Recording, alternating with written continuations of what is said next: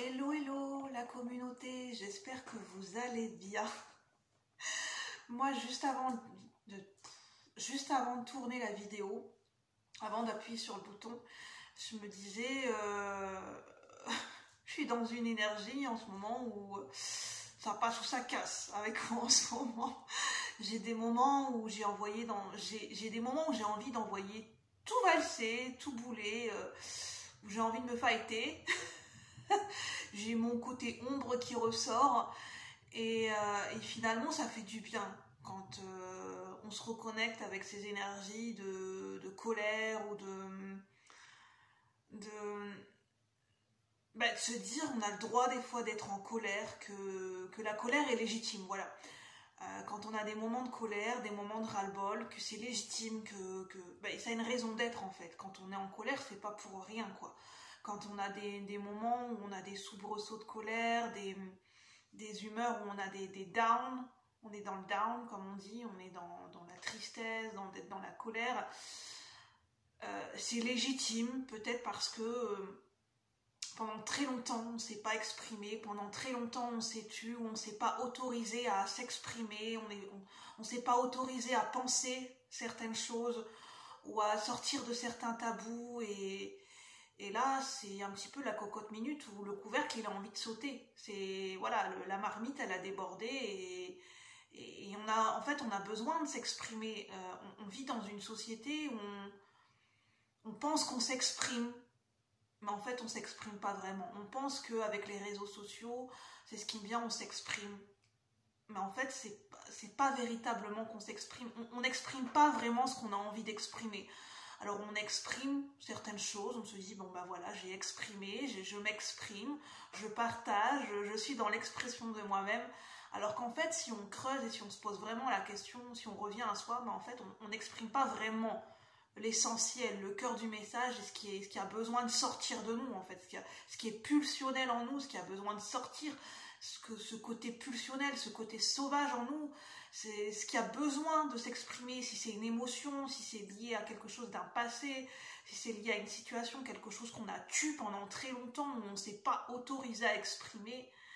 Et à un moment donné, ce mouvement d'avoir envie de tout envoyer valser, c'est cette énergie où on a fait trop de compromis avec soi-même, où des fois on s'est trahi, on a fait trop de négociations avec soi-même, trop de compromis dans la vie, où on cherche tout le temps le compromis, la tempérance, la modération dans les situations avec les autres, au prix de soi-même en fait, au prix de sa véritable expression, où en fait on est en train de se camoufler, où on est en train de se contorsionner comme un contorsionniste, où on fait le contorsionniste avec soi-même, et puis on se dit faut surtout pas que j'exprime ce que j'ai envie d'exprimer, où on a cousu sa bouche, où le corps ne peut pas s'exprimer.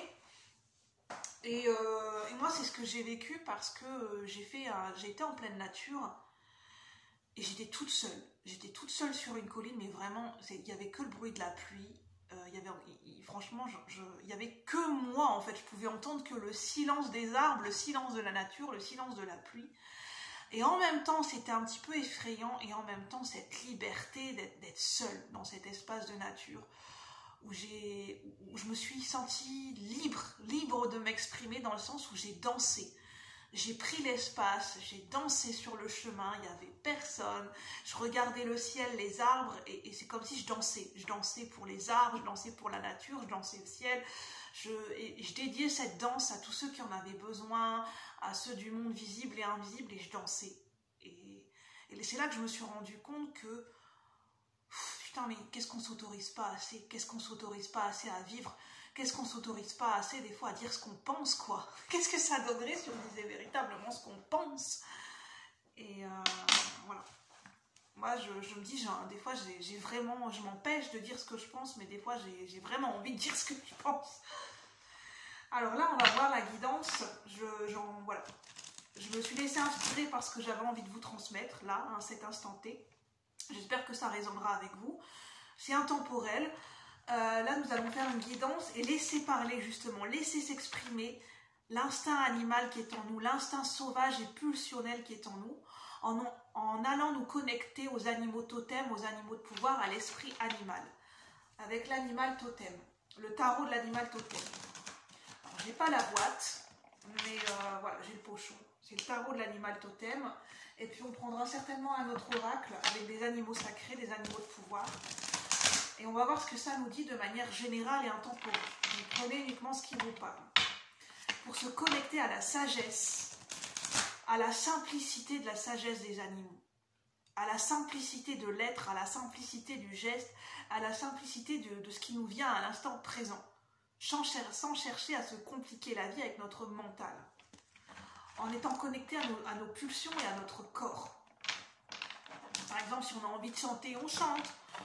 C'est quand on a envie de pousser un cri, voilà, c'est pas calculé. Quand on a envie de faire un certain mouvement, envie de danser, c'est pas calculé non plus. Alors, qu'est-ce que la sagesse des animaux totems ont à nous apprendre aujourd'hui? Qu'est-ce que la sagesse des animaux totems ont à nous apprendre aujourd'hui? Pour ceux qui regardent la vidéo, pour le collectif de la chaîne, sur un plan collectif et général. Qu'est-ce que la sagesse des animaux totems ont envie de nous apprendre ici et maintenant? Déjà de se recentrer. Ce que je ressens, c'est déjà de... Toute cette énergie, c'est d'aller la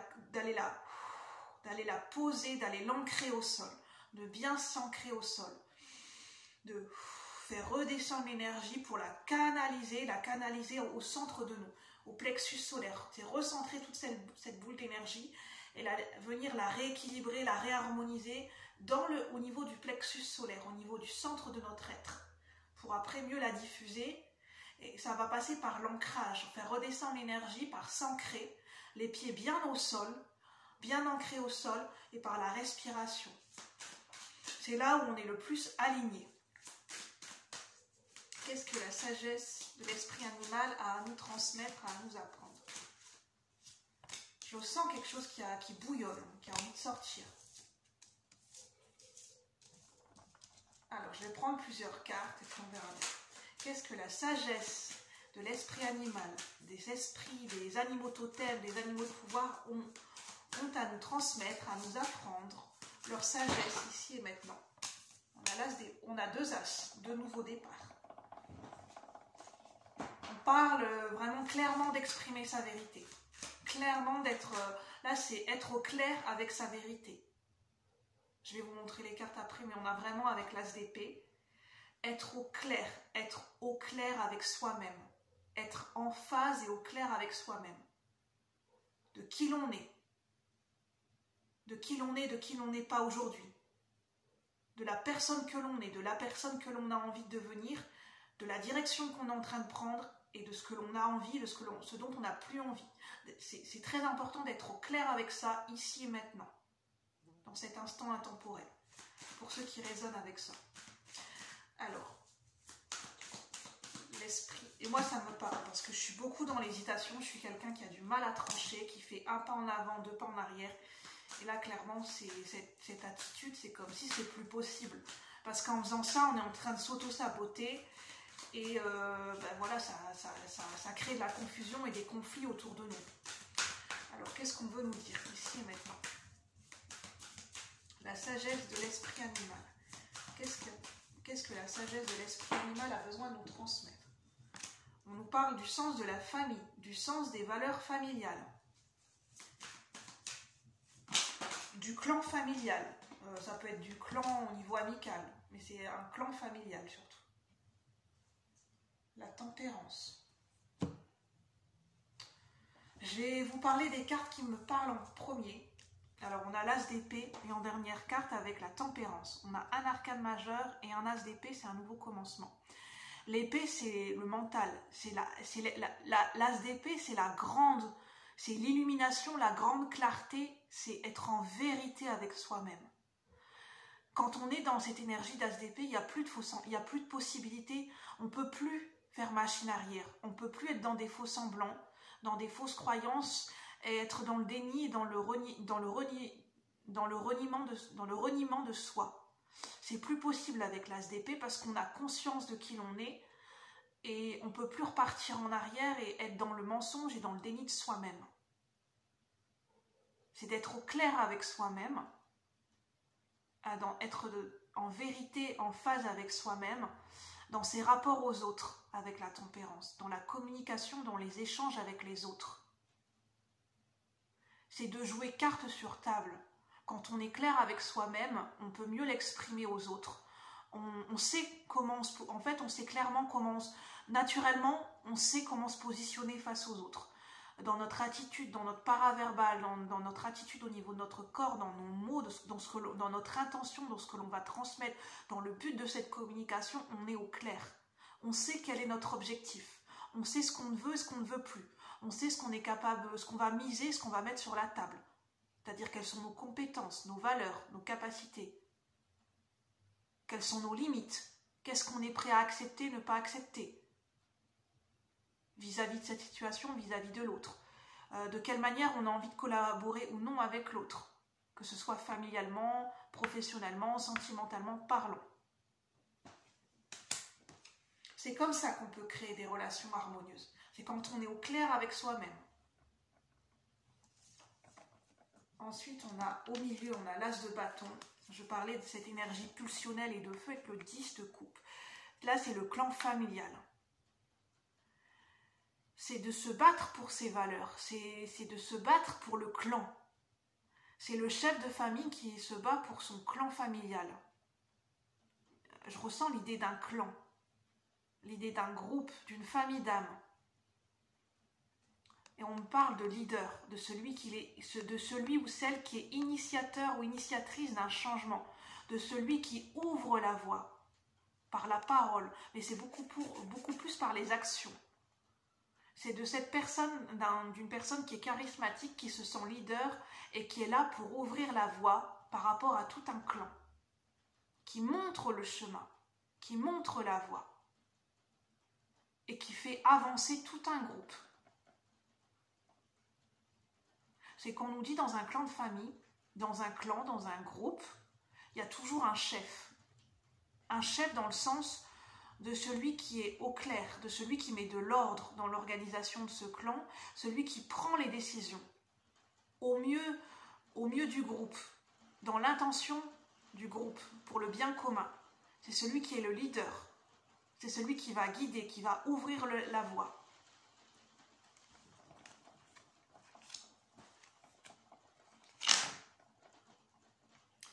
Je suis désolée, je vais essayer d'allumer la lumière. Je reviens. Je vais essayer de mettre sur pause. Je vais allumer la lumière. Si on peut avoir plus de clarté, je reviens de suite. Merci. Voilà, je reviens. Je me suis positionnée à un autre endroit. J'espère que vous aurez plus de clarté. Parce qu'avec le temps de l'automne, voilà, il fait plus vite gris, il fait plus vite noir et je tourne dans un grenier, donc il n'y a pas forcément beaucoup de luminosité. Alors, je vous disais que je reprenne, on a l'as de bâton et le 10 de coupe, ça parle d'une énergie de quelqu'un, d'une âme, d'une personne qui est un meneur dans un groupe, en tout cas qui a l'âme d'un meneur. Quelqu'un qui est leader, quelqu'un qui est capable d'accompagner, de mener et d'ouvrir la voie, V-O-I-E et V-O-I-X, pour tout un clan, pour tout un groupe. C'est lui qui ouvre le chemin, c'est le premier, c'est l'initiateur, c'est celui qui va ouvrir la voie en premier, pour que d'autres le suivent sur son chemin. Comme un exemple, c'est un leader avec l'as de bâton, c'est quelqu'un qui suit ses pulsions, c'est quelqu'un qui suit son instinct. C'est quelqu'un qui se laisse guider par son instinct, qui se laisse guider par sa propre voix.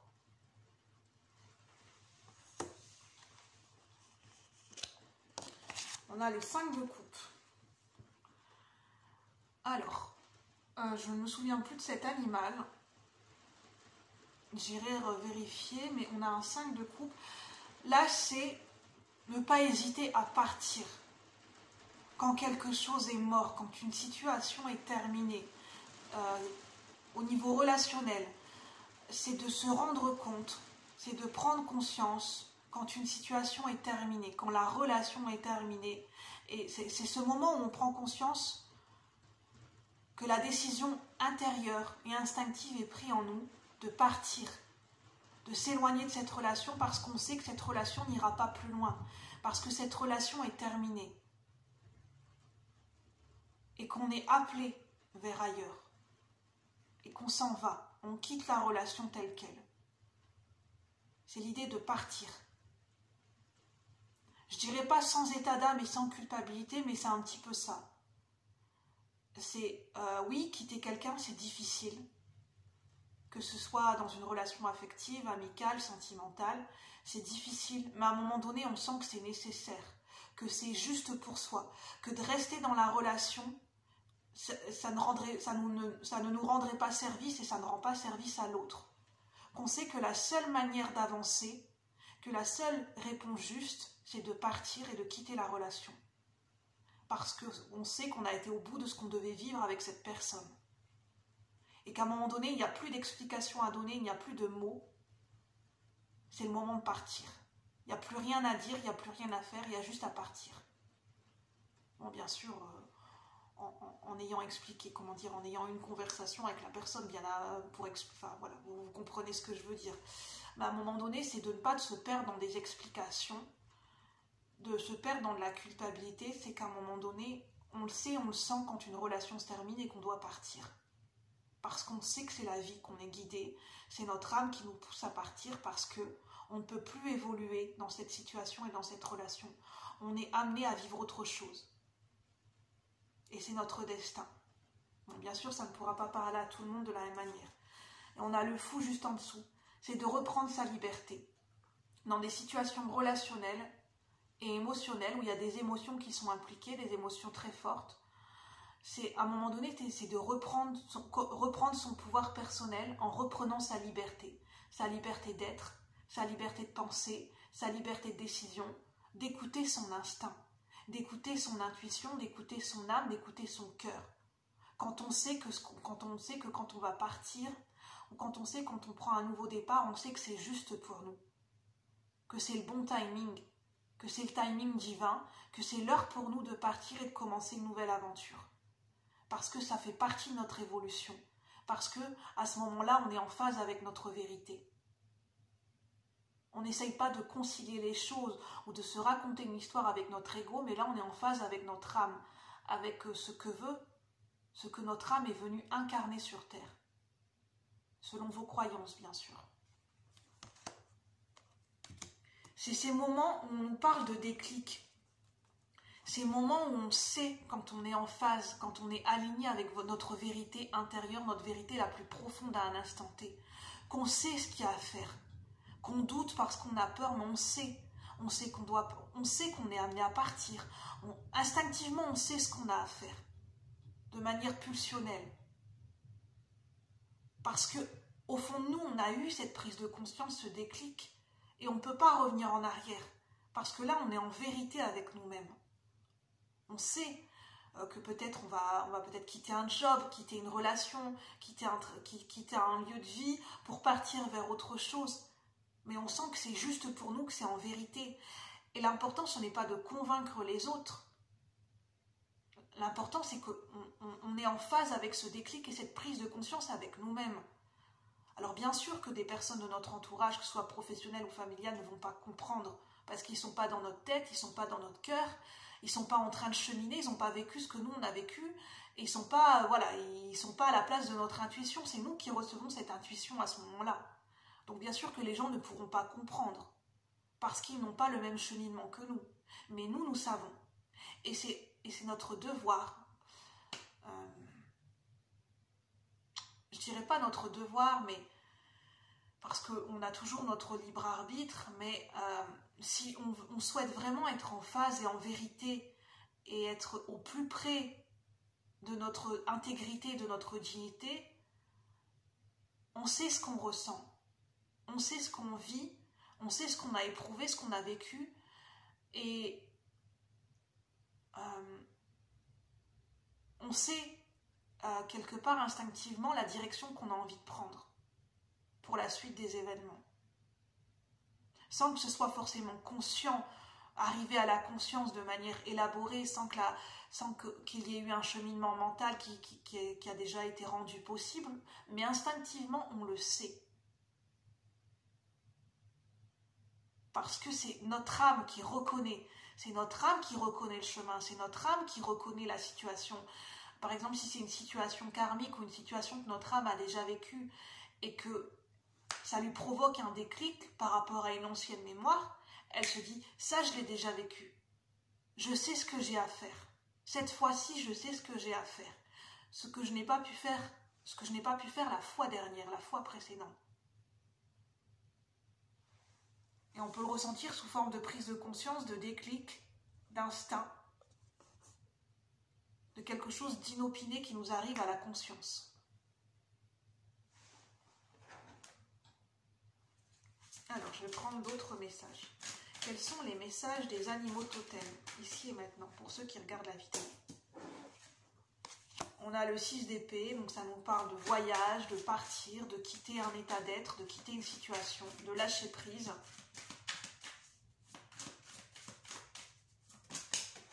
Ça nous parle de quelque chose qui est terminé en fait, on le sait. C'est-à-dire que, enfin je veux dire, au niveau de notre cheminement mental, on peut avoir encore des doutes, mais au niveau de notre âme, au niveau d'un déclic et d'une prise de conscience, où on est conscient des choses, où on le ressent maintenant, on sait quand une page se tourne, un chapitre est terminé, qu'une situation se termine, que c'est la fin, on le sent quand c'est la fin d'une situation, la fin d'un chapitre de notre vie dans une entreprise, dans un secteur, dans un métier, par rapport à un mode de fonctionnement familial, par rapport à une relation sentimentale ou une manière de fonctionner dans le couple, quand on sent que c'est la fin, qu'on ne peut plus aller au-delà, qu'on est arrivé au bout du bout et que ça demande un changement de voie, un changement de direction, un changement de cap dans cette même situation, mais de manière transformatrice, qu'il y ait cette transformation, ou quand on est amené à complètement quitter la situation.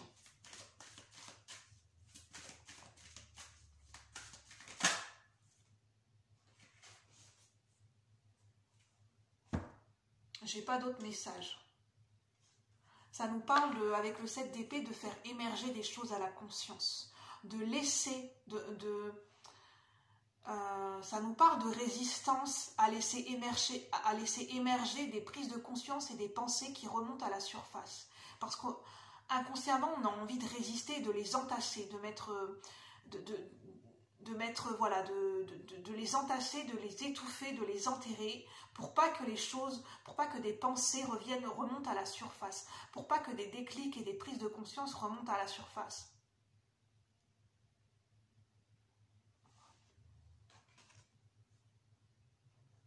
En tout cas, moi, ça me parle parce que le fait de tourner la page définitivement sur quelque chose, parce que des fois, on a des doutes, on a des scrupules, on se dit, et si je réessayais, et si c'était pas encore la fin, et si j'avais pas été jusqu'au bout, et si j'avais pas fait assez, est-ce que j'ai pas fait suffisamment d'efforts, est-ce que je m'y suis pris de la mauvaise façon, est-ce que j'ai pas encore suffisamment essayé? On a l'impression, mais peut-être je me trompe, peut-être que c'est pas la fin. Parce que notre mental, voilà, il a du mal. Il a du mal à conscientiser quand une situation est terminée. Pour le mental, c'est impossible que quelque chose se termine. Pour notre mental, il faut toujours qu'il y ait une suite, une continuité. C'est un mode de fonctionnement mental qu'on a, c'est qu'on a du mal à passer à cette transition d'une fin pour un nouveau départ et que ça amène un changement et une transformation. Ça, au niveau de notre mental et notre ego, on a du mal à switcher et à accepter le changement, et parce que ça demande de faire un deuil, ça demande de prendre des décisions, ça demande de quitter définitivement certaines choses pour ne plus y revenir, que ce soit émotionnellement ou dans le concret. Et ça, c'est difficile parce qu'il peut y avoir des doutes, un manque de confiance en soi, de l'influence par rapport au fait, dans le fait de est-ce qu'on va décevoir les gens qui nous entourent ou pas. Le fait de ne plus se reconnaître, le fait de s'être construit par rapport à une certaine identité. C'est difficile quand on s'est construit sur une certaine identité pendant des années, de quitter ce mode de fonctionnement et cette identité, parce que le choix qu'on va faire de quitter une situation et de changer de voie, ça remet tout en question. C'est compliqué à gérer, c'est compliqué à l'assumer, à l'accepter, et encore plus de l'exprimer et de l'assumer à l'extérieur de nous. Dans des communications et dans des actes concrets, c'est extrêmement compliqué. Parce que des fois, on peut avoir des challenges, on peut avoir des tentations par des situations concrètes ou des choses du passé qui reviennent, et on peut être tenté de revenir en arrière. Et moi, c'est ce qui est en train de se jouer pour moi. Et c'est compliqué parce qu'on peut être dans cette bascule en permanence pendant un très long moment et on a du mal à faire le saut. Parce que ça demande de faire le saut de la foi. Ça demande d'avoir complètement foi en l'univers sans savoir ce qui va se passer. Sans avoir aucune garantie. Juste avec notre intuition. Et de laisser les choses se dérouler.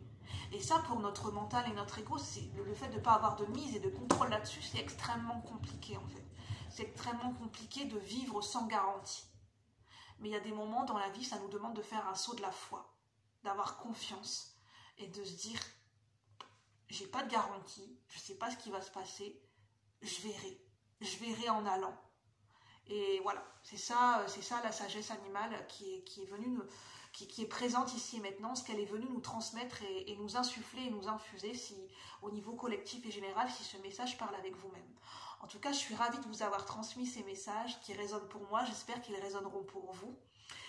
Écoutez bien votre intuition et votre instinct. N'hésitez pas à liker, à commenter, à vous abonner si vous aimez mes contenus pour faire grandir la chaîne et continuer à me soutenir parce que c'est quelque chose qui est sacré, qui est très important pour moi.